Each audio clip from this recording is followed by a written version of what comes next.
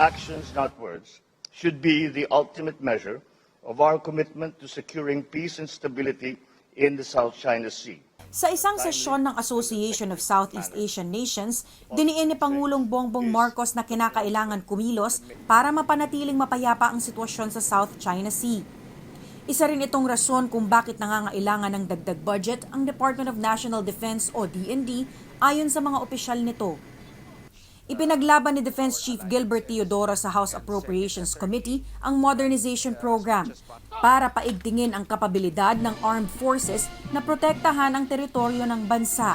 Diin ng kalihim, baliwala ang diplomasya kung hindi ba-back-upan ng katatagan sa pamamagitan ng kapasidad na ipaglaban ang sarili. So we should stand our ground and at the same time try as much to leverage our alliances to have a wise capability upgrade to have a credible deterrent posture.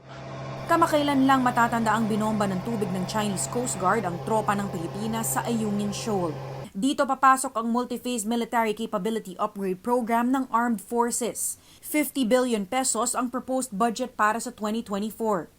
Kinamusta ng mga mambabatas ang pagbili ng mga equipment na na-delay noong pandemic. Paliwanag ni Teodoro, humahabol na ngayon, pero nagkaroon ng mga pagbabago sa mga bibilhin. Mas prioridad na ang external defense. Kung bibili po tayo ng 12 fighter, 12 lang, bakit pa? Kailangan ho at least 30, 40. Other countries, kung bumili ng fighters ho, 70, 80, 90. Because it makes a difference. Ang kabuoang proposed budget naman ng kagawaran nasa 229 billion pesos. Mahigit 500 billion sana ang hinihingi nito, pero wala pa sa kalahati ang inaprubahan ng Budget Department. Ikinadismaya naman ito ng ilang mambabatas na nagsabing isusulong ang karagdagang budget ng DND. In this country, lang mo lang makita na yung budget ng defense talagang tinitipid. Kailan tayo gagalaw?